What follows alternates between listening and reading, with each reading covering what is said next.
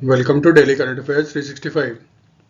आज का जो वीडियो है इसमें न्यूज़ शामिल किया गया है 10 से 12 जनवरी 2026 का। इसमें देखो 12 जनवरी का जो एक और न्यूज़ था, जैसे इसरो वाला न्यूज़ तो इसमें शामिल है। जर्मनी के चांसलर फ्रेडरिक मर्ज वो भारत आए हैं और प्राइम मिनिस्टर मोदी के साथ अहमदाबाद में भी आज मिले। कुछ MOUs वगैरह भी साइन हुए थे, वो इस वीडियो में शामिल नहीं किया गया है, ठीक है, क्योंकि इसमें बहुत 25-26 न्यूज़ ऐसे ही हैं, इसमें ओवरलोडिंग हो जाएगा, उसको नेक्स्ट वीडियो में कर लिया जाएगा। वीडियो जो देखोगे आप थोड़ा सा ना 2-2 3-3 दिन के न्यूज़ एक साथ आ रहे हैं। वो थोड़ा इसलिए भी है क्योंकि दिल्ली में ठंड बहुत ज़्यादा है, काम थोड़ा सा मुश्किल हो जा रहा है। थोड़ा सा मौसम ठीक होगा तो फिर ये रेगुलर आपका डेली के हिसाब से आने लगेगा। बैंकिंग एंड फाइनेंस के भी 2 छोटे टॉपिक्स हैं, वो भी बाद में या कल अपलोड कर दिए जाएंगे आपके। ये वीडियो भी आपको कल सुबह ही मिलेगा यानी 13 को आपको मिलेगा, ठीक है। तो हाँ, एक चीज़ और, जितने सारे इसमें न्यूज़ कवर किए गए हैं आप डिस्क्रिप्शन बॉक्स में जाना, वहाँ पे देखना चैप्टराइजेशन होगा, टाइम स्टैम्प लगा होगा, तो आप वहाँ से भी देख सकते हो और अपने जो काम का न्यूज़ है वहाँ से वो आप सेलेक्ट भी कर सकते हो, ठीक है। आज इसरो के लिए अच्छा दिन नहीं था। 2026 का जो पहला उसका रॉकेट उसने जो लॉन्च किया था PSLV C62, वो मिशन उसका फेल हो गया है।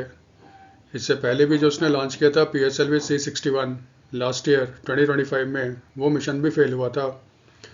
61 का मिशन में भी थर्ड स्टेज पे जो रॉकेट सेपरेट हो रहा था वहाँ पे एनोमली हुआ था, और सेम प्रॉब्लम भी अभी तक जो न्यूज़ आया है वो PSLV C62 में भी पाया गया है। थर्ड स्टेज पे एनोमली पाया गया है इसरो के द्वारा। अब देखो, जब भी हम लोग इसरो से रिलेटेड न्यूज़ को देखते हैं, देखो पढ़ने का तरीका क्या होता है। सिंपल, सबसे पहले याद रखना है उसने किस रॉकेट का इस्तेमाल किया, सैटेलाइट्स क्या था, और फिर उसने रॉकेट कहाँ से लॉन्च किया। रॉकेट का नाम था PSLV C62, ठीक है। तो PSLV का फुल फॉर्म क्या होता है, पोलर सैटेलाइट लॉन्च व्हीकल। ये तो पहले ठीक है। जो PSLV है ना, उसके बहुत सारे वेरिएंट है। PSLV DL है, PSLV XL है। ये जो वेरिएंट था वो था PSLV DL वेरिएंट, ठीक है। हमेशा याद रखना PSLV जो रॉकेट है ना, इसके 4 स्टेज होते हैं। पहला होता है सॉलिड, फिर लिक्विड, फिर सॉलिड और लिक्विड स्टेज होता है। तो PSLV के 4 स्टेज होते हैं। ये जो आपका था PSLV C62, ये PSLV की कुल 64th फ्लाइट थी, उड़ान थी, और 5th था PSLV DL का, है ना। ये फेलियर हो गया। नॉर्मली PSLV बहुत ही रिलायबल आपका व्हीकल है फॉर इसरो, लेकिन 2 कंसेक्यूटिव फेलियर के बाद इस पर थोड़ा सा क्वेश्चन मार्क तो लग ही गया। आप जानते हो इसरो अपना रॉकेट कहाँ से लॉन्च करता है, सतीश धवन स्पेस सेंटर, ये कहाँ पे है, श्रीहरिकोटा, आंध्र प्रदेश में। तो वहीं से ये 12 जनवरी को लॉन्च किया गया था, ठीक है। अब आ जाओ इसके सैटेलाइट्स पे। इसमें कुल टोटल 16 सैटेलाइट्स थे। सबसे इम्पोर्टेंट जो था ना वो था EOS N1। ये अर्थ ऑब्जर्वेशन सैटेलाइट था, इसका नाम था अन्वेषा। इसको बनाया था DRDO ने। DRDO defence research and development organisation. ये बेसिकली सोचो एक तरह से स्ट्रेटेजिकली इंपॉर्टेंट था इंडिया के लिए। इसमें यह था जैसे दुश्मन की सेना होती है वो क्या करती है, आप देखना उसका जो कपड़ा वगैरह होता है ना सैनिक का, ऑलिव ग्रीन होता है। या फिर आपने फिल्म वगैरह में भी देखा होगा सैनिक क्या करते हैं, अपने सर के टोपी पे भी ना पेड़ पौधे लगा देते हैं, बॉडी में भी इस तरह से लगाते हैं ताकि वो बिल्कुल जंगल में छिप सा जाए। आम जो सैटेलाइट होता है वो इसको पकड़ नहीं पाता, लेकिन ये जो कह रहे थे ना अन्वेषा सैटेलाइट जो था वो इस तरह के छिपे हुए सैनिक को भी पकड़ लेता। तो ये इंडियन कह लीजिए डिफेंस फोर्स के लिए बनाया गया था, लेकिन अब क्योंकि सैटेलाइट रॉकेट ही फेल हो गया तो सारे सैटेलाइट भी चले गए। तो सबसे इम्पोर्टेंट था EOS N1 अन्वेषा, जो DRDO ने बनाया था। इसके अलावा 15 और सैटेलाइट थे, स्पेन का भी था और भी देशों का सैटेलाइट था, सारे फेल हो गए। फिर क्या याद रखना है, static ISRO, Indian space research organisation. Indian space research organisation, इसकी स्थापना कब हुई थी, 15 अगस्त 1969 को। ये भारत का प्रीमियर रिसर्च ऑर्गेनाइजेशन है स्पेस रिसर्च। इसका हेडक्वार्टर कहाँ पे है? बेंगलुरु कर्नाटका में। और अभी इसके चेयरमैन कौन है? वी नारायणन। ठीक है, ये इसमें इतना याद करना है, बहुत है। सक्सेस होता तो और ज़्यादा इसमें बारे में बात किया जा सकता था। फिर हमेशा की तरह हम लोग स्टार्ट करते थे किससे? डे से, लेकिन क्योंकि इसरो का न्यूज़ था इसलिए पहले वो आ गया। हर साल 12 जनवरी को मनाया जाता है नेशनल यूथ डे। 12 जनवरी को क्यों मनाया जाता है? क्योंकि ये बर्थ एनिवर्सरी है स्वामी विवेकानंद का। स्वामी विवेकानंद के बारे में आपने सुना होगा। इनका जो नाम था ना, वो था नरेंद्र नाथ दत्ता। ये बंगाली है और इनका जन्म हुआ था कैलकाटा में। आज उसको हम लोग कोलकाता के नाम से जानते हैं ना, 12 जनवरी 1863 को। ये रामकृष्ण परमहंस के शिष्य थे और इन्होंने बेलूर, ये कोलकाता के पास है ना, वहाँ पे उन्होंने स्थापित किया है रामकृष्ण मठ। ठीक है, इनके बारे में फेमस है, शिकागो में जो वर्ल्ड रिलीजियस पार्लियामेंट हुआ था तो वहाँ पे इन्होंने भाषण दिया था। और फिर वेद के बारे में वेस्टर्न कंट्रीज को कहते हैं अवगत कौन करवाया था? विवेकानंद ने करवाया था। गवर्नमेंट ऑफ इंडिया ने 1985 में डिसाइड किया कि हर साल 12 जनवरी को विवेकानंद के बर्थ एनिवर्सरी पे नेशनल यूथ डे मनाया जाएगा। पहले क्या होता था, नेशनल यूथ डे के साथ साथ ना आपका नेशनल यूथ कॉन्फ्रेंस भी हुआ करता था, फेस्टिवल हुआ करता था, जिसमें जो मिनिस्ट्री था आपका sports, youth affairs and sports, वो ऑर्गेनाइज करवाता था नेशनल यूथ फेस्टिवल किसी एक स्टेट के साथ मिलकर। 2025 से ना नेशनल स्पोर्ट्स फेस्टिवल के जगह पे भारत सरकार ने ऑर्गेनाइज करना शुरू कर दिया है विकसित भारत यंग लीडर्स डायलॉग। ठीक है, 2025 में हुआ और फिर 2026 में हुआ। ये दोनों दिल्ली में हुआ है। इसका मेन मकसद क्या था? भारत के जो युवा हैं उनको एक मंच प्रदान करना, एक प्लेटफॉर्म पे लाना, ताकि वो डिस्कस कर सके कि भारत को किस तरह 2047 तक एक डेवलप कंट्री बनाना है, विकसित राष्ट्र बनाना है। ठीक है, इस बार भी आपका दिल्ली में हो रहा है। तो ये जो होता है ना विकसित भारत यंग लीडर्स डायलॉग, ये 9 से 12 तक का आपका ऑर्गेनाइज किया जाता है। ठीक है, इस बार भी हुआ। आज 12 है ना, जिस समय हम लोग ये वीडियो रिकॉर्ड कर रहे हैं, तो आज 12 है। आज प्रधानमंत्री जर्मन चांसलर फेडरिक मर्ज से मिल रहे हैं इन अहमदाबाद।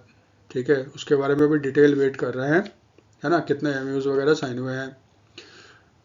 वहाँ से उन्होंने वर्चुअली संबोधित किया है विकसित भारत यंग लीडर्स डायलॉग को इन न्यू दिल्ली, जो अभी हो रहा है। ठीक है, ये याद रहेगा, नेशनल यूथ डे। फिर डेज पे ही रहते हैं। मध्य प्रदेश गवर्नमेंट ने डिसाइड किया है कि 2026 को वो सेलिब्रेट करेगा एज अ कृषक कल्याण वर्ष। इंग्लिश में कहें तो फार्मर वेलफेयर ईयर। तो मध्य प्रदेश 2026 को सेलिब्रेट करेगा as a farmer welfare year. ठीक है, इसके लिए क्या हुआ था, भोपाल में जो सीएम है मोहन यादव, उन्होंने ट्रैक्टर रैली निकाली है 1101। ये शुभ माना जाता है ना, तो 1101 ट्रैक्टर रैली निकाला भोपाल में, और एक ट्रैक्टर ये खुद चला रहे थे। तो याद रखना, मध्य प्रदेश 2026 को सेलिब्रेट कर रहा है सर कृषक कल्याण वर्ष, या इंग्लिश में कहें फार्मर्स वेलफेयर ईयर। ठीक है, फिर सोमनाथ स्वाभिमान पर्व, सोमनाथ स्वाभिमान पर्व। आप जानते हो मोदी साहब गए हुए हैं गुजरात। एक तो देखो, वो गुजरात में सोमनाथ स्वाभिमान पर्व में भी थे, फिर गुजरात इन्वेस्टर्स मीट था उसमें भी थे, प्लस उनको जर्मन चांसलर फेडरिक मर्ज से मिलना था आपका गुजरात में। तो हम लोग अभी कंसंट्रेट करते हैं सोमनाथ स्वाभिमान पर्व। जैसे ये देख रहे हो, ये 8 से 11 जनवरी को मनाया गया सोमनाथ में। ठीक है, सोमनाथ है कहाँ? ये प्रभास पाटन नियर वेरावल इन गुजरात। वेरावल गुजरात में आपका स्थित है सोमनाथ। ये पर्व क्यों मनाया जा रहा है? गवर्नमेंट के हिसाब से थोड़ा कंट्रोवर्शियल भी है, हमें से कोई मतलब नहीं, क्योंकि हम लोग एग्जाम्स की करते हैं तैयारी। जनवरी 1026 में महमूद ऑफ गजनी, उसने सोमनाथ टेम्पल पे अटैक किया था, लगभग 1000 साल पहले। उसके बाद फिर बहुत सारे अटैक हुए हैं सोमनाथ टेम्पल पे फॉरेन इन्वेडर्स के द्वारा। तो 1000 साल का जो पहले जो महमूद गजनी ने अटैक किया था सोमनाथ टेम्पल पे, उसका 1000 ईयर्स पूरा हो गया है। इंडिपेंडेंस के बाद सोमनाथ टेम्पल को फिर से बनाया गया था। ठीक है, इसमें जो उस समय होम मिनिस्टर थे भारत के, सरदार वल्लभ भाई पटेल जो गुजरात के ही हैं, प्लस जो प्रेसिडेंट थे उस समय के डॉक्टर राजेंद्र प्रसाद, ये दोनों उसमें शामिल थे सोमनाथ को ओपन करने, रीडेवलप करने और ओपन करने में। पंडित नेहरू, याद रखना, इसके विरोध में थे। ठीक है, उसको हम लोग छोड़ देते हैं। 75 ईयर्स भी मनाया जा रहा है। क्यों? सोमनाथ टेम्पल को, जो आज का सोमनाथ टेम्पल बना हुआ है ना वेरावल गुजरात में, उसके 75 साल हो गए हैं, उसका भी सेलिब्रेशन हो रहा है। सोमनाथ का सबसे बड़ा खासियत क्या है? भगवान शिव का 12 ज्योतिर्लिंग है, जिसमें पहला ज्योतिर्लिंग जो है ना वो सोमनाथ को माना जाता है। तो एक बहुत ही पवित्र जगह है हिंदुओं के लिए। प्राइम मिनिस्टर मोदी ने शौर्य यात्रा भी निकाला था, रथों की यात्रा। क्यों? ताकि उन लोगों के मेमोरी में जिन्होंने सोमनाथ टेम्पल को बचाने में बलिदान दिया था। ये था शौर्य यात्रा। पता नहीं पूछेगा कि नहीं पूछेगा, क्योंकि है कंट्रोवर्शियल इश्यूज। लेकिन एक ध्यान रखना, सोमनाथ स्वाभिमान पर्व कहाँ मनाया गया था? प्रभास पाटन नियर वेरावल इन गुजरात। इतना है काफी। ठीक है, गुजरात में ही हम लोग रहते हैं। गुजरात में अहमदाबाद में आयोजित किया गया था स्पोर्ट्स गवर्नेंस कॉन्क्लेव 2026।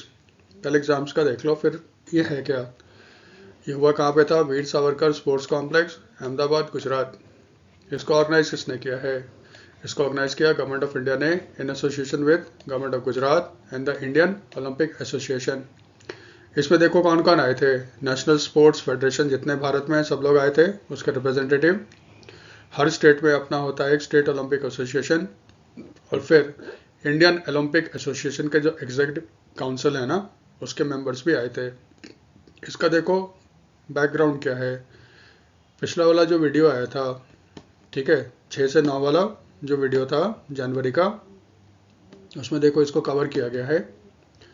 पार्लियामेंट ने नेशनल स्पोर्ट्स गवर्नेंस एक्ट पास किया था 2025, जिसके तहत नेशनल स्पोर्ट्स गवर्नेंस बोर्ड बनेगा, जो ये देखेगा कि जितने सारे भारत में स्पोर्ट्स फेडरेशन है ना, नेशनल स्पोर्ट्स फेडरेशन, जैसे कबड्डी हो गया, हॉकी वगैरह सब हो गया, सब बिल्कुल नेशनल स्पोर्ट्स गवर्नेंस एक्ट के रूल्स और रेगुलेशंस के तहत काम करते हैं। अभी जो है ना, कोई ऐसा सिंगल रूल्स और रेगुलेशंस है नहीं। और नेशनल स्पोर्ट्स गवर्नेंस बॉडी का हेड चुनने के लिए एक सर्च कमेटी बनी है, जिसके हेड कौन है? Cabinet secretary TV Somanathan. ये देखो पिछले वाले वीडियो में हम लोगों ने कवर किया था, टीवी सोमनाथन उस कमेटी के हेड हैं।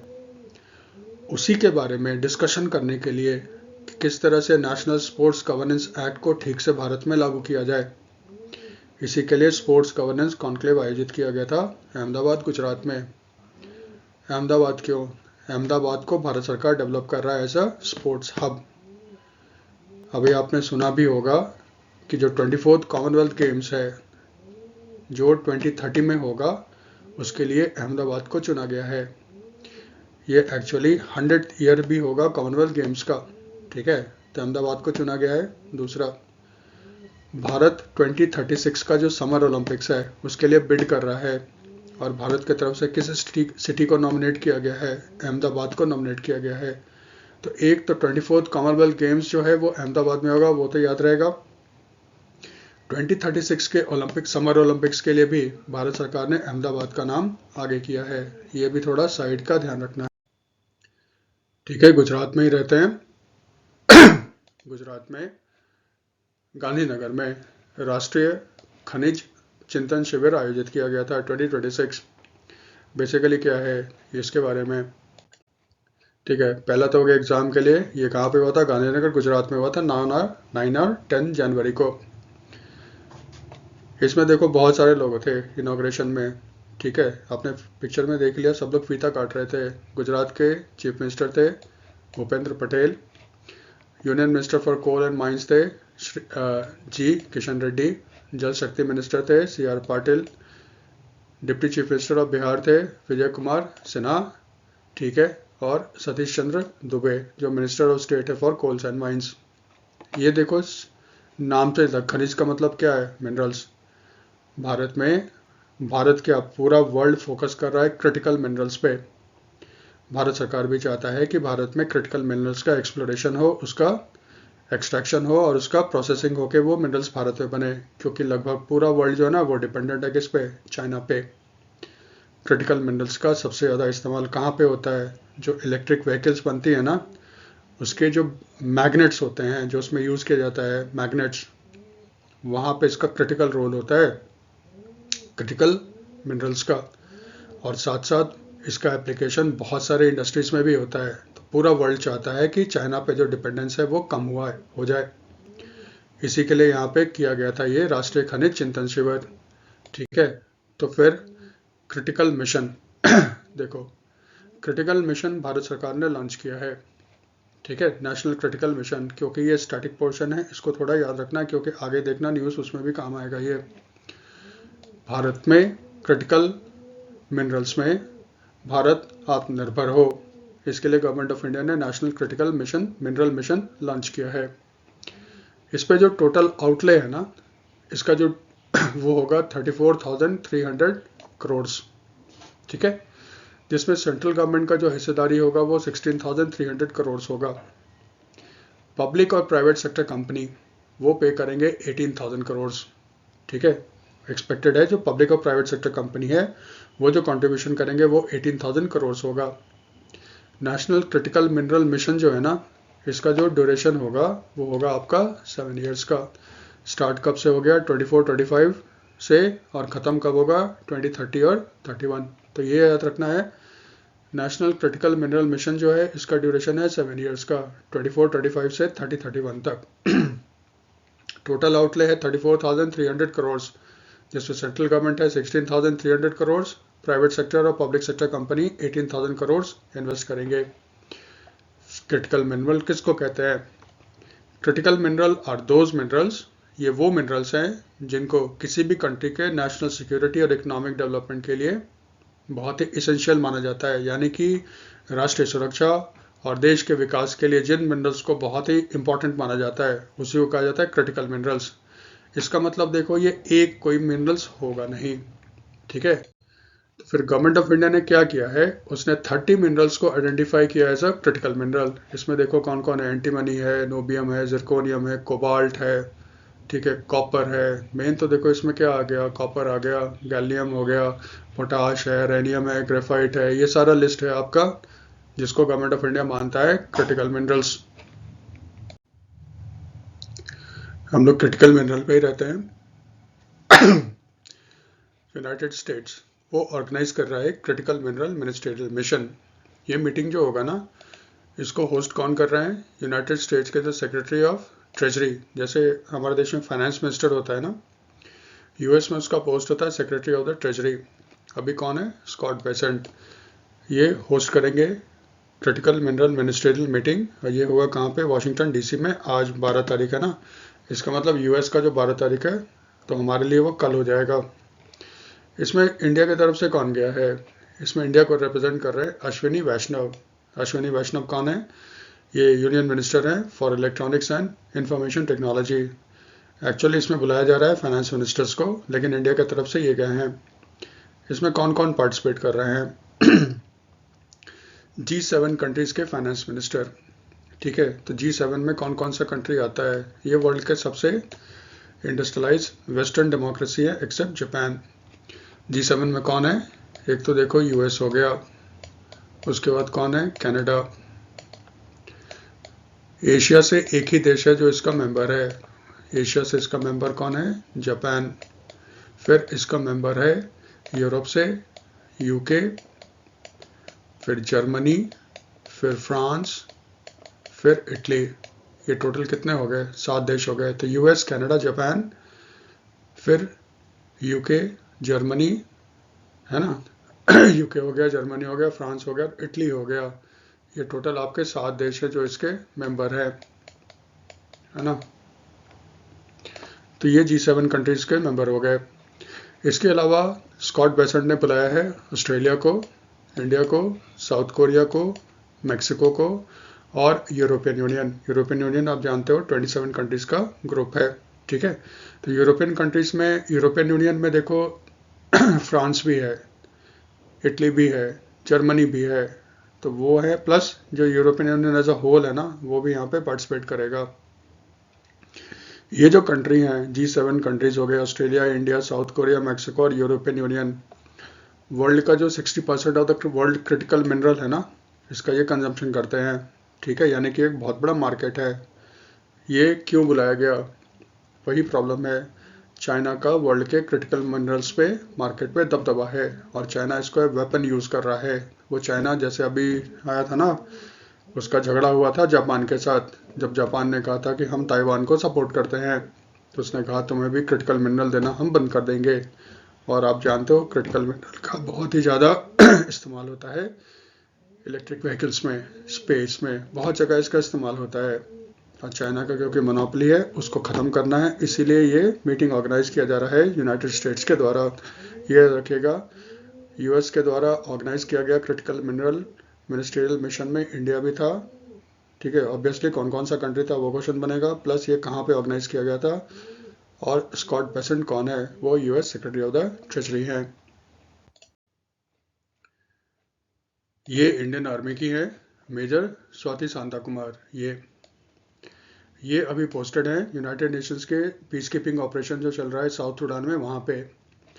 और वहाँ की लेडीज़ देख रहे हो आप, ये साउथ सूडान के लेडीज़ हैं, उनके लिए इन्होंने एक प्रोजेक्ट स्टार्ट किया था, जिसको यूनाइटेड नेशंस सेक्रेटरी जनरल का 2025 का अवार्ड मिला है। ये जो प्रोजेक्ट है ना, प्रोजेक्ट का नाम है इक्वल पार्टनर्स लास्टिंग पीस। तो जिस एरिया में इंडियन आर्मी डिप्लॉयड है under the United Nations mission in south Sudan, इन्होंने क्या किया, उन्होंने वहाँ पे कुछ ऐसे स्टेप्स लिए, पेट्रोलिंग किया, जिससे कि वहाँ की जो वुमेन्स है उसमें सुरक्षा की भावना आई, और उन्होंने इसमें पार्टिसिपेट किया। इस प्रोजेक्ट को यूनाइटेड नेशंस ने, कि जो सेक्रेटरी जनरल ना, देखो उनका हर साल अवार्ड आता है for peace keeping operations. United Nations का विश्व में बहुत सारा जगह पीस कीपिंग ऑपरेशंस होता है, तो उसके लिए यूनाइटेड नेशंस के सेक्रेटरी जनरल अवार्ड हर साल अनाउंस किया जाता है। उसमें एक कैटेगरी है जेंडर कैटेगरी। तो मेजर स्वाति शांता कुमार का जो प्रोजेक्ट था इक्वल पार्टनर्स लास्टिंग पीस, इसको सबसे ज़्यादा वोट मिला, और फिर इनको यूएन सेक्रेटरी जनरल का अवार्ड दिया गया। ये डिप्लॉयड है इंडियन आर्मी में corps of electronics and mechanical engineer जो है ना, उसमें ये डिप्लॉयड है, और कह रहे हैं कि फरवरी में शायद वापस ये सूडान में साउथ सूडान में अपना मिशन कंप्लीट करके भारत आ जाएंगी। सीडैक ये आपका लॉन्च करेगा एक पायलट एआई होता है artificial intelligence led precision farming in Jharkhand. पहले देखो क्या कर लो, सीडैक का फुल फॉर्म क्या होता है, centre for development of advance computing. ये सेटअप हुआ था 1988 में, राजीव गांधी जब प्राइम मिनिस्टर थे तब सेटअप हुआ था, और इसका मेन मकसद था ना भारत में सुपर कंप्यूटर बनाना, क्योंकि उस समय अमेरिका ने सुपर कंप्यूटर देने में 1000 तरह की शर्तें लगा रही थी। उसका ये था, बाद में इसका काम और बढ़ गया। ये एक रिसर्च एंड डेवलपमेंट सेंटर है under the ministry of electronics and information and technology, वही अश्विनी वैष्णव के अंदर ये आता है सीडैक। यहाँ पे दूसरा शब्द क्या आया, प्रिसीजन फार्मिंग। प्रिसीजन फार्मिंग का मतलब क्या है, प्रिसीजन का मतलब देखो, कोई भी खेती होगी तो उस किसान को क्या चाहिए, उस किसान को अपने खेत में जो पौधे होंगे उसमें डालने होंगे पानी, उसमें डालना होगा फर्टिलाइज़र, उसमें फिर डालना होगा पेस्टिसाइड वगैरह, ठीक है। अगर वो बहुत ज़्यादा पानी डाल देगा या कम पानी डालेगा तो दिक्कत, ज़्यादा फर्टिलाइज़र यूज़ कर लेगा तो दिक्कत, क्योंकि इससे खर्चे वर्चे बढ़ जाएंगे ना। तो प्रिसीजन फार्मिंग क्या होता है, ये बेसिकली ना डेटा मैनेजमेंट है। इसमें ड्रोन्स, इसमें जीपीएस, इसमें सेंसर्स का इस्तेमाल किया जाता है, और सारे डेटा आपका यूज़ किया जाता है, और एआई लेड होता है, इसमें मैसिव कंप्यूटर का यूज़ किया जाता है। सारा डेटा इकट्ठा किया जाता है, फिर उसको कंप्यूट किया जाता है, फिर फार्मर्स को बताया जाता है कि आप इस समय इतना पानी डालो अपने खेत में, इस समय इतना फर्टिलाइज़र उसमें डालो, इस समय इतना उसमें आप पेस्टिसाइड वगैरह डालो। इससे क्या होगा, एक फार्मर्स का जो कॉस्ट ऑफ प्रोडक्शन होगा वो बहुत कम हो जाएगा, और क्योंकि टाइमली ये सारा काम कर रहा है ना, तो उससे उसका प्रोडक्शन भी क्या होगा, बढ़ेगा। ये कहते हैं प्रिसीजन फार्मिंग। लेकिन इसमें प्रॉब्लम क्या है, अगर ये प्राइवेट कंपनी के पास जाओगे तब तो खर्चा बहुत ज़्यादा होगा, क्योंकि ड्रोन होगा, सेंसर्स होगा, फिर इसमें कंप्यूटर्स होंगे जिसको डेटा को वो यूज़ करेंगे। भारत में छोटे और जो माइक्रो और स्मॉल फार्मर्स हैं वो ये अफोर्ड नहीं कर सकते, लेकिन गवर्नमेंट प्रमोट कर रहा है प्रिसीजन फार्मिंग को। इसी में सीडैक सामने आया है। इसने एक एक्सपेरिमेंटल प्रोजेक्ट लॉन्च करेगा वो झारखंड में। इसमें वो क्या करेगा, खेत की जो निगरानी है और उसके लिए जो डेटा उसको चाहिए, उसके लिए वो यूज़ करेगा किसको, फ्री सैटेलाइट इमेजरी और वेदर डेटा का। तो फ्री सैटेलाइट और इमेजरी और वेदर डेटा बेसिकली कौन करेगा, इसरो उसको प्रोवाइड कर देगा। सीडैक के पास खुद अपना एक कंप्यूटर है, वो इसको इस्तेमाल करके डेटा को क्रंच करके फार्मर्स को बता सकता है आप इस समय इतना पानी डालो, इस समय इतना खाद वगैरह डालो। ये सीडैक एक प्रोजेक्ट लॉन्च कर रहा है झारखंड में। ये इसके पीछे की कहानी है। एग्ज़ाम के लिए CDAC full form ministry of electronics and information technology, ठीक है।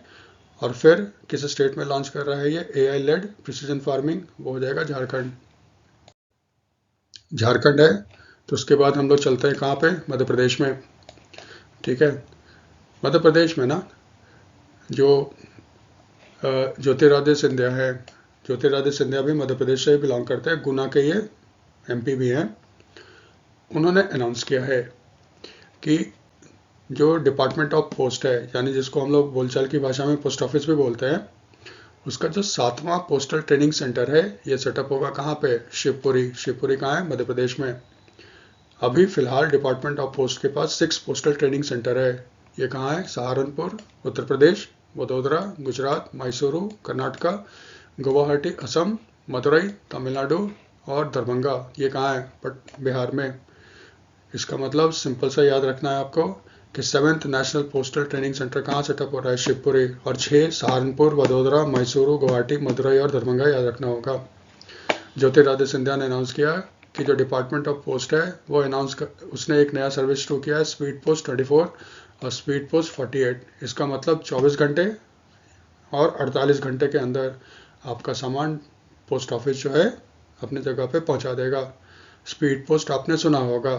भारत में स्पीड पोस्ट कब इंट्रोड्यूस किया गया था, ये इंट्रोड्यूस किया गया था अगस्त 1986। शिवपुरी वाला याद रखना। और ये जो है ना static portion, speed post Bharat में कब लागू किया गया, इंट्रोड्यूस किया गया था अगस्त 1986, इसको याद रखना है। अब हम लोग मध्य प्रदेश का जो पड़ोसी राज्य है छत्तीसगढ़ चलते हैं। आप जानते हो पहले छत्तीसगढ़ जो था मध्य प्रदेश का ही एक पार्ट था, ठीक है। लेकिन 1 नवंबर 2000 को मध्य प्रदेश से छत्तीसगढ़ अलग हो गया और एक नया स्टेट बना, उसका नाम था छत्तीसगढ़, ठीक है। वहाँ पे अपेडा ने अपना 17th रीजनल सेंटर खोला है रायपुर में, ठीक है। पहले अपेडा का full form agriculture and processed है ना, agriculture and process food export food products export development authority. आप जानते हो फुल फॉर्म पूछता है। ए का मतलब क्या, पी का मतलब क्या, ई का मतलब क्या, डी का मतलब क्या और ए का मतलब क्या, ठीक है। तो अपेडा हो गया। इसका इनॉग्रेशन कब किया गया था, छत्तीसगढ़ में ना 2nd India international rice summit हो रहा था, ठीक है, रायपुर में। वहीं पे इसका इनॉग्रेशन किया गया था। इसमें ज़्यादा कुछ नहीं करना है, सिर्फ हमें 17th regional centre of APEDA Raipur को याद रखना है। अब देखो अपेडा आ गया तो थोड़ा सा स्टैटिक पोर्शन का पार्ट हो गया ये। अपेडा जो है ना इसको सेटअप किया गया था 1986 में। ये एक स्टैट्यूटरी बॉडी है, ठीक है। स्टैट्यूटरी का मतलब होता है ना लीगल, ठीक है। इसका मतलब इसको किसी एक कानून के तहत सेटअप किया गया था। 1985 में पार्लियामेंट ने एक लॉ पास किया था, agriculture and process food products export development authority act 1985, ठीक है। तो अपेडा एक्ट 1985 को पास किया गया था पार्लियामेंट के द्वारा और फिर इसके तहत अपेडा बना आपका 1986 में, क्योंकि ये पार्लियामेंट के एक लॉ के तहत बनाए गए कानून के तहत एक संस्था बनाई गई है, इसलिए एक स्टैट्यूटरी बॉडी है, ठीक है। ये आता है किसके अंदर, union ministry of commerce and industry ना। इसका काम देखो क्या होगा, देखो एक्सपोर्ट शब्द है ना यहाँ पे, ठीक है। तो एक्सपोर्ट होने का मतलब ये है क्या, इसको एक्सपोर्ट से भारत से एग्रीकल्चर प्रोडक्ट्स के एक्सपोर्ट को बढ़ावा देने का काम करना होगा। इसको गवर्नमेंट ऑफ इंडिया ने अभी 32 मेजर प्रोडक्ट्स जैसे राइस हो गया, व्हीट हो गया, फ्रूट्स वेजिटेबल्स हो गया, मीट प्रोडक्ट्स हो गया, पोल्ट्री हो गया, वगैरह वगैरह, इनके एक्सपोर्ट्स को बढ़ावा देने का काम दिया गया है अपेडा को। प्लस भारत में कितना शुगर इंपोर्ट हो रहा है, इसका जो मॉनिटरिंग है ना, ये भी करता कौन है? अपेडा करता है। यहाँ तक क्लियर है? अपेडा थोड़ा सा याद रखना। इसका जो हेड ऑफिस है ना, तो मिनिस्ट्री जब दिल्ली में बैठता है तो उसका हेड ऑफिस भी कहाँ होगा?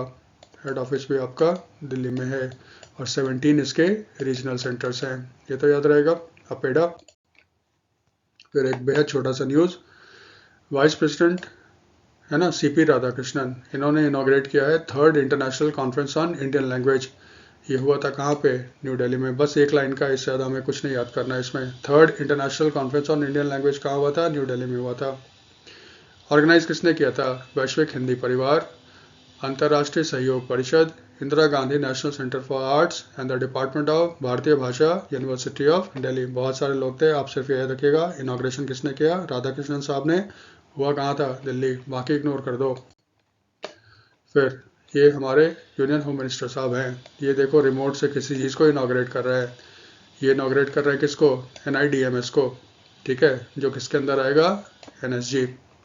तो पहले NIDMS का फुल फॉर्म, ये क्या है? National IED data management system. Full form हो गया national IED data management system. तो फिर IED क्या होता है? Improvised explosive device. हम लोग सीधी भाषा में कहें तो बम ब्लास्ट, बम, उसको कहते हैं इम्प्रोवाइज्ड एक्सप्लोसिव डिवाइस। ये देखो असल में है क्या, 1999 के बाद भारत में जितने भी ID ब्लास्ट हुए हैं, IED या आप कहो बम ब्लास्ट हुए हैं, सबका डेटा जो है ना वो NIDMS के पास होगा। और आगे भी जो इस तरह के घटना अगर भारत में घटती है तो सबका डेटा NIDMS के पास होगा, ठीक है। फिर NIDMS जो है ना, ये अपना डेटा शेयर करेगा किसके साथ? NIA के साथ। NIA का फुल फॉर्म क्या होता है? National investigation agency. ये 2008 मुंबई ब्लास्ट के बाद बनाया गया था, पार्लियामेंट के एक लॉ के तहत। भारत में जितने भी आपके टेररिस्ट के इंसिडेंट होते हैं उसका इन्वेस्टिगेशन सिर्फ और सिर्फ NIA ही करता है, न स्टेट गवर्नमेंट, न CBI, कोई नहीं। तो टेररिस्ट जो भी इंसिडेंट भारत में होगा वो नेशनल इन्वेस्टिगेशन एजेंसी होगा, उसको डेटा दिया जाएगा। भारत में जितने स्टेट गवर्नमेंट वगैरह के या सेंट्रल गवर्नमेंट के एंटी टेररिज्म स्क्वाड्स है उसको भी ये डेटा दिया जाएगा। और भारत में जितने सारे सेंट्रली आर्म पुलिस फोर्स है ना, जैसे CRPF, ITBP, या फिर CISF हो गया, या फिर नेशनल सिक्योरिटी गार्ड्स हो गया, या फिर आपका है ना सशस्त्र सीमा बल वगैरह हो गए, CRPF हो गया, इन सबको डेटा प्रोवाइड किया जाएगा NIDMS के द्वारा। अब यहाँ पे दूसरा चीज़ आ गया ना, NIDMS का जो डेटा है वो मैनेज कौन करेगा? मैनेजमेंट की जिम्मेदारी किसको दी गई है? NSG को दी गई है। तो फिर NSG क्या है? आप जानते हो, पढ़े भी हो। इसका फुल फॉर्म है नेशनल सिक्योरिटी गार्ड्स, है ना, नेशनल सिक्योरिटी गार्ड्स।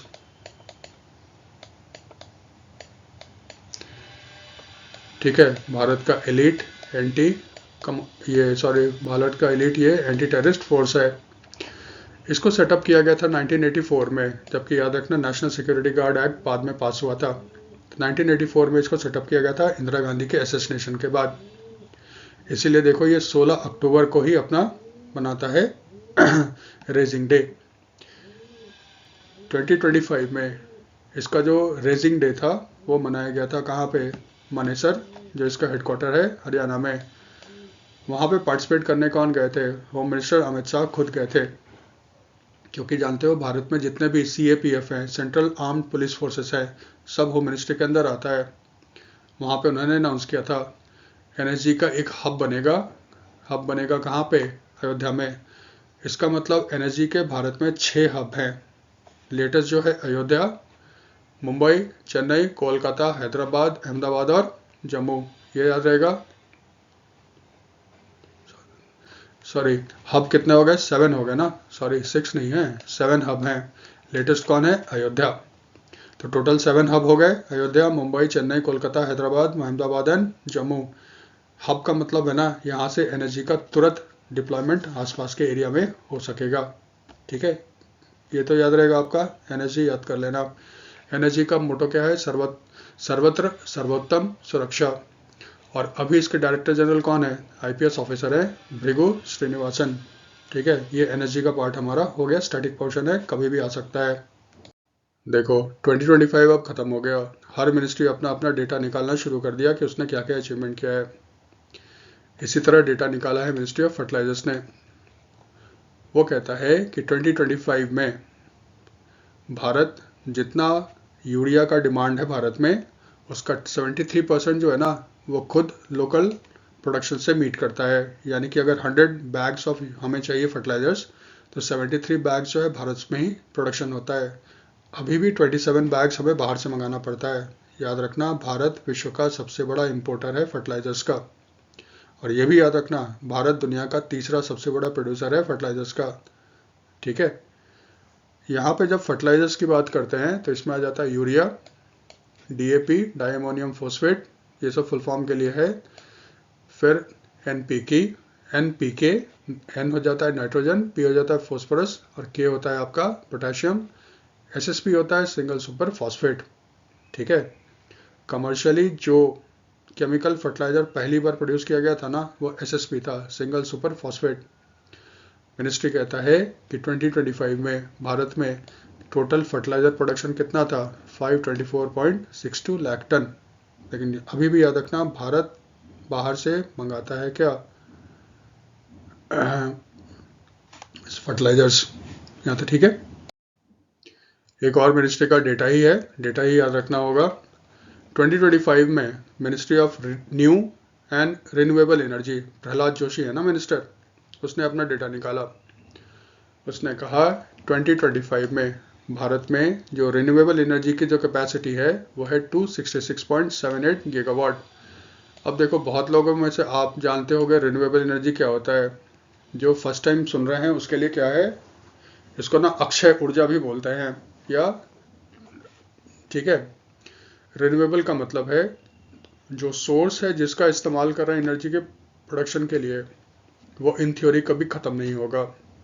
जैसे सन, जैसे पानी, हवा, ये सब इन थ्योरी कभी ख़त्म नहीं होगा, इसको हम बार बार इस्तेमाल कर सकते हैं। तो सोर्स रिन्यू कर सकते हैं ना, बार बार, ख़त्म नहीं होगा कभी, इसीलिए इसको कहते हैं रिन्यूएबल एनर्जी। एक होता है नॉन रिन्यूएबल एनर्जी, इसका मतलब उसका सोर्स एक समय ख़त्म हो जाएगा। जैसे कोयला, कोल वो एक समय ख़त्म हो जाएगा। पेट्रोलियम है ना, कच्चा तेल, वो आपका ख़त्म हो सकता है। यूरेनियम, वो भी एक समय होगा जब ख़त्म हो जाएगा, तो उसको कहा जाता है क्या, नॉन रिन्यूएबल एनर्जी। हम लोग बात कर रहे हैं रिन्यूएबल एनर्जी की। तो मिनिस्ट्री कहता है 2025 में जो टोटल इंस्टॉल कैपेसिटी थी भारत की, वो 266.78 गीगावाट्स थी। ठीक है, वो कहता है अगर 2024 से कंपेयर करें तो इसमें इंक्रीज कितना था, 22.6%। 2025 में जो एडिशनल कैपेसिटी एडिशन हुआ था ना, जो नए प्लांट्स बने थे, वो थे 49.12 गीगावाट्स। ये पूरा डेटा है। ठीक है, इसको धीरे धीरे आराम से बैठ के याद करना होगा। सोलर, इसमें जो सोलर का कंट्रीब्यूशन है वो है 97.86 गीगावाट। जो 2024 में था वो बढ़कर कितना हो गया, 135.81 गीगावाट्स, 38.8% की इंक्रीज है।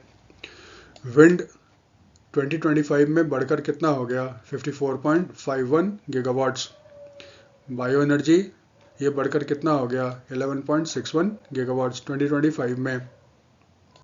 ठीक है, जो स्मॉल हाइड्रो पावर कैपेसिटी है ना, वो बढ़ के कितना हो गया, 5.16 गीगावाट्स।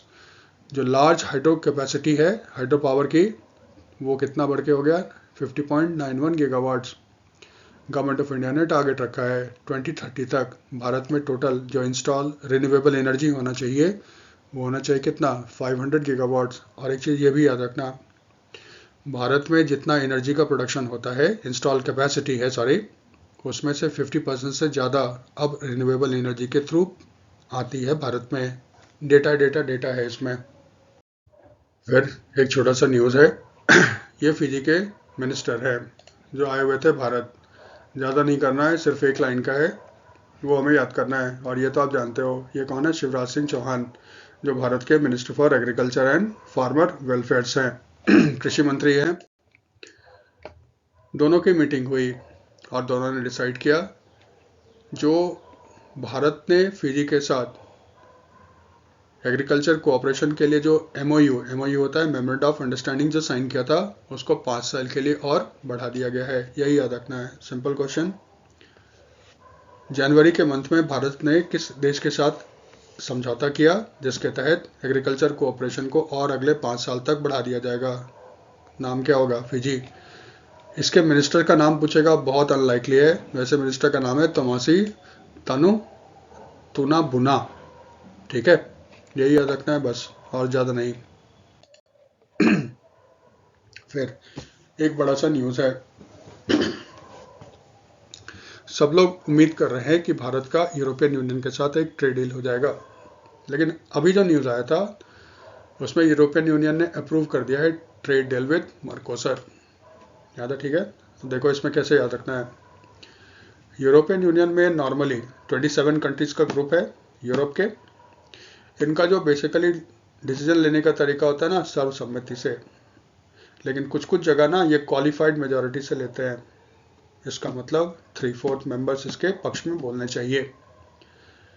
ट्रेड डील बात हो रही थी मर्कोसर के साथ, तो फिर उसमें से फ्रांस, पोलैंड, ऑस्ट्रिया, आयरलैंड और हंगरी, इन्होंने इसका विरोध किया।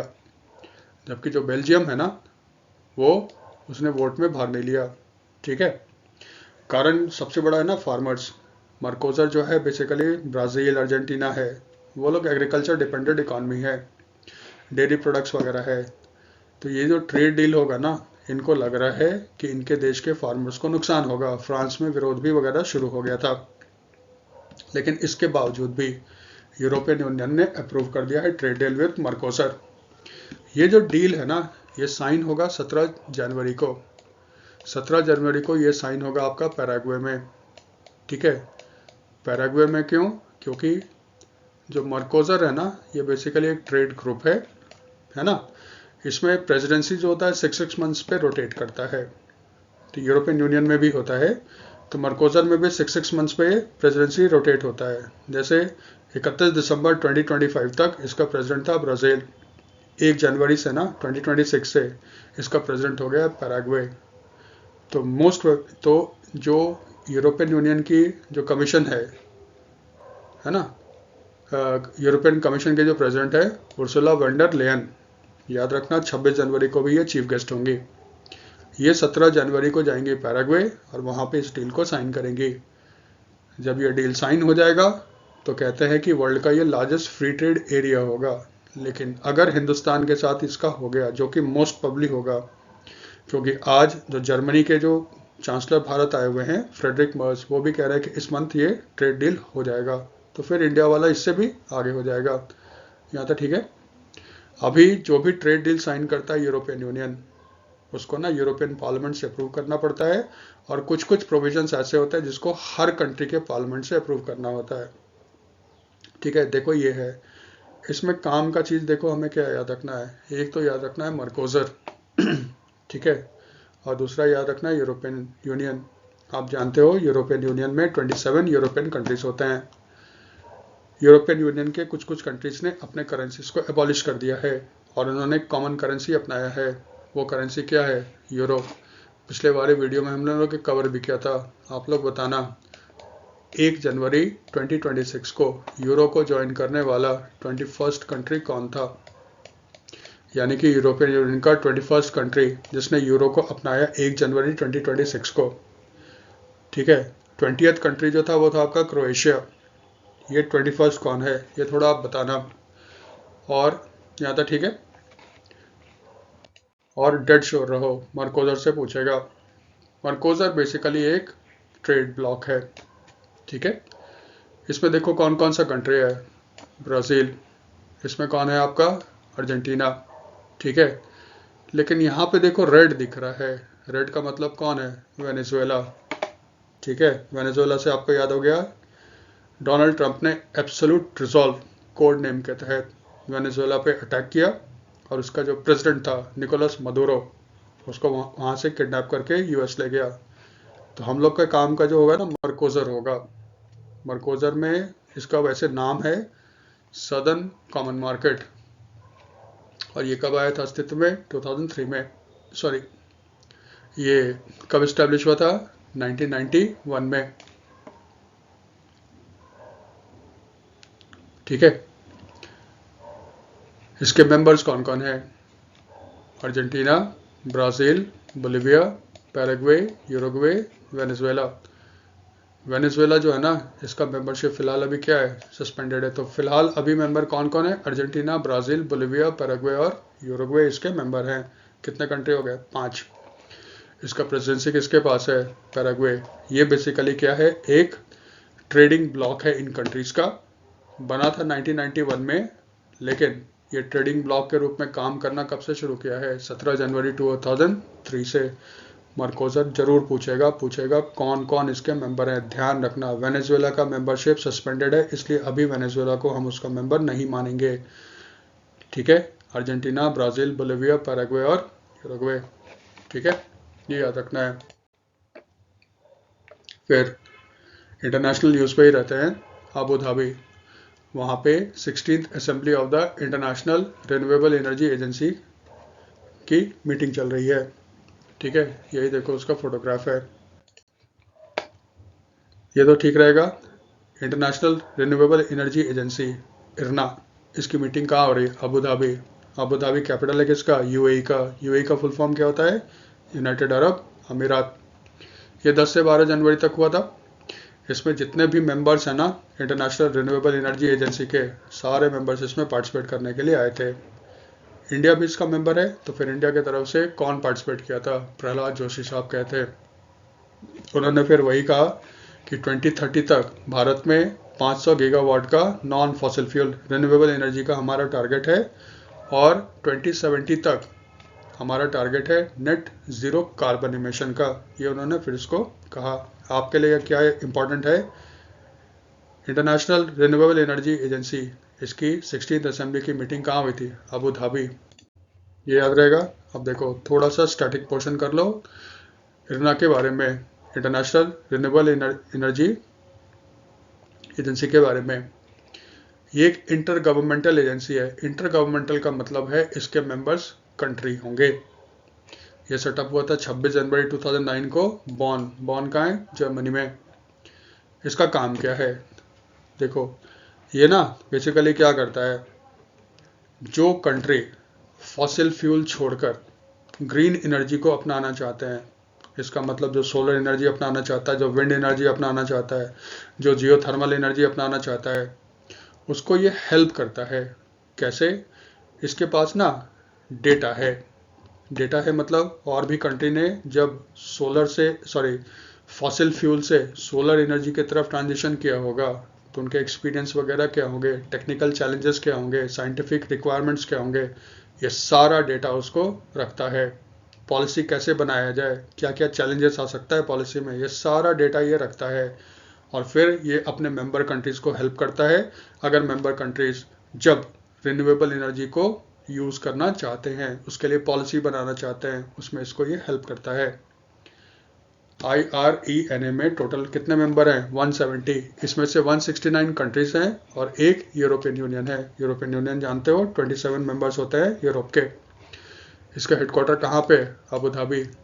2026 में इसका जो प्रेसिडेंसी है ना, वो किसको दिया गया है? डोमिनिकन रिपब्लिक को। ये तो याद रहेगा स्टैटिक पोर्शन में। फिर अब हम लोग आ जाते हैं किस पे, थोड़ा सा बिजनेस एंड फाइनेंस के बारे में भी बात कर लें। सेबी जानते हो, securities exchange board of India. इसने सेटअप किया है external expert advisory committee. Commission हमारे काम का होता है। तो पहले इस कमेटी का चेयरमैन कौन है? भारत के chief economic adviser to the finance minister, वो कौन है? वी अनंता नागेश्वरन। तो जो फाइनेंस मिनिस्टर के चीफ इकोनॉमिक एडवाइजर है ना, वी अनंता नागेश्वरन, वो एक्सटर्नल एक्सपर्ट एडवाइजरी कमेटी के हेड हैं। काम क्या दिया गया है? देखो, सेबी रेगुलेट करता है कैपिटल मार्केट को, कमोडिटी मार्केट को, और जो करेंसी का डेरिवेटिव्स का जो ट्रेडिंग होता है ना स्टॉक मार्केट को, उसको भी ये रेगुलेट करता है। तो बेसिकली ये कैपिटल और कमोडिटी मार्केट को रेगुलेट करता है। सेबी कहता है एक्सटर्नल एक्सपर्ट एडवाइजरी कमेटी को, वो कहता है कि आप ऐसा करो, आप स्टडी करो, कुछ कुछ खामियां दिखेगी हमारे रेगुलेशंस में, यानी कि जब हम रेगुलेशन का काम करते हैं ना इनका, आपको कुछ कुछ खामियां दिखेगी, कुछ कुछ नए नए चीज़ें आपके डेवलप होंगे, आप वो खामियां हमें बताओ ताकि हम अपना रेगुलेशन का काम और अच्छे ढंग से कर सके। इसी के लिए सेटअप किया गया है आपका ये सेबी का कमेटी। सेबी के अभी चेयरमैन कौन है? तुहिन कांता पांडे, ये याद रहेगा, यही इस कमेटी का है। आपको सिर्फ याद रखना वी अनंत नागेश्वरन। फिर एक रिपोर्ट आया था न्यूज़पेपर्स में, उसमें दिखाया है एप्पल का जो आईफोन है 2025 में उसने भारत से जो एक्सपोर्ट किया है ना आईफोन का, वो 2 लाख करोड़ को क्रॉस कर गया, रिकॉर्ड है। ठीक है, याद रखना जो नया लेटेस्ट मॉडल है ना 17, वो पूरा भारत में बनता है। और अभी पिछले वीडियोस में भी आपको बताया था वर्ल्ड में नंबर 1 जो पोजीशन है ना स्मार्टफोन में, वापस वो आईफोन का आ गया है, यानी कि एप्पल का आ गया है, सैमसंग को उसने पीछे छोड़ दिया। ठीक है, और इसमें सबसे बड़ा कंट्रीब्यूशन जो था ना आईफोन 17 का बताया जा रहा है, जो वर्ल्ड में इतना ज़बरदस्त आपका बिक रहा है। आईफोन 17 का टोटल प्रोडक्शन भारत में हुआ है। अब डेटा आया है कि 2025 में एप्पल ने 2.03 लाख करोड़ का आईफोन इंडिया से एक्सपोर्ट किया था। देखो पिछले साल 1.1 लाख था, यानी कि टोटली आपका डबल हो गया। तो भारत से, और जानते हैं आप सबसे ज़्यादा आईफोन भारत से कहाँ जाता है? यूएस जाता है। याद रखना एप्पल ने भारत में आईफोन का प्रोडक्शन स्टार्ट किया था 2021 में। एक चीज़ थोड़ा सा ध्यान रखना, आईफोन एप्पल नहीं बनाता, मैन्युफैक्चरिंग नहीं करता। एप्पल सिर्फ आईफोन का डिज़ाइन तैयार करता है, और जो सॉफ्टवेयर होता है ना वो एप्पल का होता है। हैंडसेट जो होता है वो प्रोडक्शन एप्पल नहीं करता, उसके कुछ कुछ वेंडर्स हैं, जैसे फॉक्सकॉन ताइवान की कंपनी है, वो है विस्ट्रॉन, ये सब है, ये सब उसके लिए प्रोडक्शन करती है। तो पहले ये टोटली था आपका चाइना में, फिर बाद में चाइना से इसने बाहर निकलना शुरू किया क्योंकि इसको रिस्क लगा, क्योंकि यूएस चाइना का ट्रेड वॉर भी चल रहा है ना, तो उसने भारत में शिफ्ट किया। फॉक्सकॉन की कंपनी ने भारत में अपना फैक्ट्री सेटअप किया है, साउथ में आपका तमिलनाडु और आंध्र में। टाटा भी अब इस बिजनेस में आ गया है, वो भी आईफोन के लिए कॉन्ट्रैक्ट मैन्युफैक्चरिंग का काम करता है। तो हमेशा याद रखना एप्पल हार्डवेयर नहीं बनाता, एप्पल आईफोन का सिर्फ डिज़ाइनिंग करता है, सॉफ्टवेयर बनाता है। मैन्युफैक्चरिंग का काम जो होता है, हार्डवेयर जो होता है, फ़ोन जो आप हाथ में लेके घूमते हो, वो कोई और बनाता है। लेकिन ये ध्यान रखना आईफोन, और वो सैमसंग वाला याद ही रहेगा, वर्ल्ड का नंबर 1 स्मार्टफोन मेकर कौन हो गया है? एप्पल। सेकंड पे कौन आ गया है? सैमसंग। देखो FIUIND उसने KYC के नए नॉर्म्स निकाले हैं उनके लिए जो अकाउंट ओपन करना चाहते हैं with a regulated crypto exchange. ठीक है पहले FIUIND, FIU का फुल फॉर्म होता है फाइनेंशियल इंटेलिजेंस यूनिट, IND मतलब इंडिया हो गया। ये जो है ना भारत में अंदर आता है under the ministry of finance.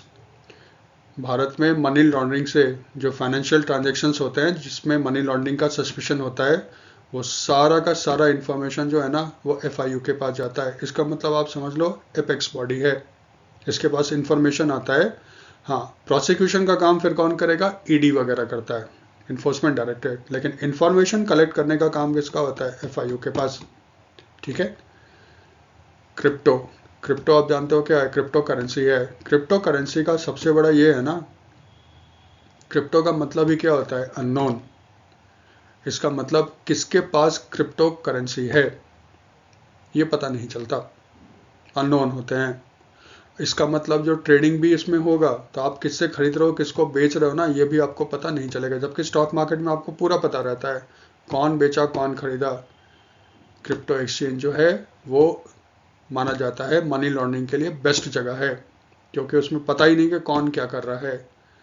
Money laundering को रोकने के लिए, काले धन को सफ़ेद करने के रोकने के लिए FIUIND ने नया KYC नॉर्म जारी किया है। तो इसका मतलब अब KYC क्या होता है? KYC होता है नो योर कस्टमर। सिंपल सा है, जब भी हम बैंक में जाते हैं, अकाउंट खोलते हैं, या कहीं भी आप फाइनेंशियल ट्रांजेक्शन के लिए अकाउंट खोलते हो, वो सबसे पहले क्या कहता है? अपना ID दो, अपना एड्रेस प्रूफ दो और अपना एक फ़ोटोग्राफ दे दो। ये तो आपसे मांगता है ना, ताकि बैंक वाले को पता रहता है कि मेरा कस्टमर कौन है, कोई फर्जी आदमी तो नहीं है। इसी को बोलते हैं नॉर्मली क्या? KYC norms. अब FIUIND क्या कहता है? अगर कोई व्यक्ति भारत में जो रेगुलेटेड क्रिप्टो एक्सचेंज में अकाउंट खोलना चाहता है और क्रिप्टो में ट्रेडिंग करना चाहता है, उसको कुछ कुछ नए शर्त मानने होंगे। नए शर्त में क्या है? उनको additional government issue photo identification देना पड़ेगा। किसको? क्रिप्टो एक्सचेंज को। उनको फिर अपना ईमेल, मोबाइल नंबर्स भी देना पड़ेगा, जिसको वेरीफाई करेगा क्रिप्टो एक्सचेंज, उसके बाद ही अकाउंट खुलेगा। क्रिप्टो एक्सचेंज जब कस्टमर का वेरिफिकेशन करेगा तो उस समय लाइव सेल्फी पिक्चर्स लिए जाएंगे। ठीक है, इसका मतलब सिर्फ फोटो दे देने से नहीं होता। जैसे आपका होता है ना वीडियो KYC, बैंक्स में भी आप वीडियो के द्वारा आप अकाउंट खुलवा सकते हो। उसमें आपसे ना बैंक वाला कहेगा आप अपना फ़ोन ऑन करो, सामने वाला कैमरा ऑन करो और अपना सेल्फी लो। आपको कहेगा गर्दन ऐसे ऐसे घुमाओ, पूरा चेहरा आपका वो देखेगा। तो ये जो नया नॉर्म है ना, उसमें कहा गया है कि लाइव सेल्फी पिक्चर्स लिया जाएगा, लाइव लिया जाएगा, यानी कि वीडियो KYC होगा। और उसके साथ साथ ज्योग्राफिक लोकेशंस भी लिए जाएंगे। ज्योग्राफिक टैग होता है ना, आपके मोबाइल फ़ोन में है, गूगल आपको बता देता है कि आप कहाँ पे हो। तो यहाँ पे गवर्नमेंट कह रहा है, FI कह रहा है, FIU क्रिप्टो एक्सचेंज को, कि जब आप उस आदमी का नया अकाउंट खोलोगे तो बोलो लाइव सेल्फी दे, वीडियो KYC करवाए, प्लस वो कहाँ पे है उसका भी ज्योग्राफिकल लोकेशन टैग करना पड़ेगा, उसका IP एड्रेस भी करना पड़ेगा। IP एड्रेस का ये बताता है ना भाई, हर जिस का नेट आप यूज़ करते हो उसका डिस्टिंक्ट IP एड्रेस होता है। ये सब करने, और अलॉन्ग विद टाइम स्टैम्प, यानी कि कब खोला गया वो भी बताना है। इसका मतलब ये स्टेप्स जो लिए जा रहे हैं यही, ताकि मनी लॉन्ड्रिंग की संभावना कम से कम किया जा सके थ्रू क्रिप्टो। ये याद रखना भाई बैंक वाले। ठीक है, ये सिविल्स में भी आ सकता है। यहाँ तक क्लियर है? इसके अलावा एडिशनल और क्या करेगा? एक्सचेंज जो है ना, वो यूज़र का बैंक अकाउंट वेरीफाई करेगा। कैसे? एक स्मॉल ट्रांजैक्शन अमाउंट को भेजकर। ठीक है, जैसे आप जब किसी को भेजते हो ना पैसा, तो बहुत लोगों को देखोगे कंफर्म करने के लिए ना 1 रुपया भेजता है, ताकि कंफर्म हो जाए कि उसी का अकाउंट है। ये क्रिप्टो एक्सचेंज को भी करना पड़ेगा। FIUIND क्या है वो तो आपको बता ही दिया। इसको गवर्नमेंट ऑफ इंडिया ने सेटअप किया था 2004 में। ये एक इंडिपेंडेंट बॉडी है जो फाइनेंशियल ट्रांजेक्शन्स के रिपोर्ट को कवर करता प्रोसेस करता है, और रिपोर्ट देता कौन है? बैंक्स वगैरह देते हैं। ये रिपोर्ट डायरेक्टली करता है किसको? इकोनॉमिक इंटेलिजेंस काउंसिल, जिसके हेड कौन होते हैं? फाइनेंस मिनिस्टर, यानी कि निर्मला सीतारमण अभी होंगी। ठीक है, थोड़ा सा हम लोग स्पोर्ट्स के बारे में कर लें। पोलैंड ने पहली बार जीता यूनाइटेड कप टाइटल। ये बेसिकली टेनिस का टूर्नामेंट होता है। ठीक है, हमेशा याद रखना, ये यूनाइटेड कप जो है ना, ये एक मिक्स्ड टेनिस टूर्नामेंट है। इसका मतलब मेल और फीमेल, फोटो में भी आपने देखा मेल फीमेल दोनों प्लेयर्स खेलेंगे। और इसको ऑस्ट्रेलियन ओपन से जस्ट पहले खेला जाता है। आप जानते हो 4 ग्रैंड स्लैम्स होते हैं टेनिस में। एक है ऑस्ट्रेलियन ओपन, इसके बाद देखना फिर होगा फ्रेंच ओपन, फिर इसके बाद होगा विंबलडन इंग्लैंड में, और फिर लास्ट में होता है US ओपन। तो ऑस्ट्रेलियन ओपन जो है ये ना एक कैलेंडर ईयर में पहला ग्रैंड स्लैम होता है। जस्ट उससे पहले ऑस्ट्रेलिया में ऑर्गेनाइज किया जाता है यूनाइटेड कप। ये उसका 4th एडिशन था। ठीक है, और ये हुआ था कहाँ पे? पर्थ और सिडनी में, है ना। इसमें टोटल कितने टीम ने भाग लिया? 18। और फाइनल में पोलैंड ने हरा दिया किसको? स्विट्जरलैंड को। इतना ही याद रखना, इससे ज़्यादा कुछ नहीं याद रखना है। फिर हम लोग आ जाते हैं किसमें? चेस में। कोलकाता में अभी हुआ था Tata steel, Blitz open. Blitz नहीं था, इसमें ब्लिट्स भी था और रैपिड भी था। ठीक है, ये देखो ब्लिट्स के विनर जो है ना ये दोनों हैं, और रैपिड का जो विनर है ना ये है निहाल सरीन है भारत के।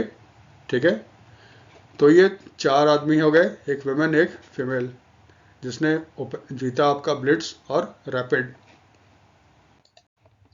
ठीक है, ये हुआ कहाँ था, कोलकाता में हुआ था आपका। और फाइनल जो था ना ये अभी ख़त्म हुआ था कब, संडे को। संडे कौन सा तारीख था आपका, 11 तारीख को वो ख़त्म हुआ था। तो इसमें पहले हुआ ना, पहले आपका हुआ रैपिड, फिर आपका हुआ ब्लिट्स। तो रैपिड का विनर कौन है, ओपन। ओपन मतलब मेंस का।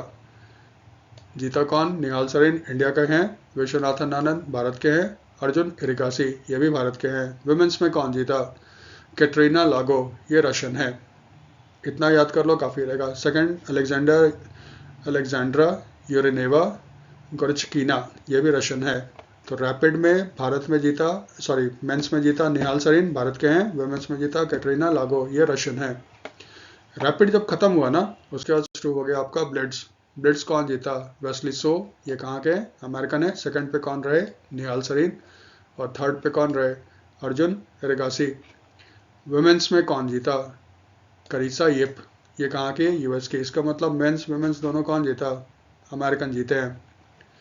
वुमेन्स में ब्लिट्स में सेकंड पे कौन था, वंतिका अग्रवाल इंडियन है। यही याद रखना, अलग अलग याद रखना है। और ये हुआ कहाँ था, कोलकाता में हुआ था।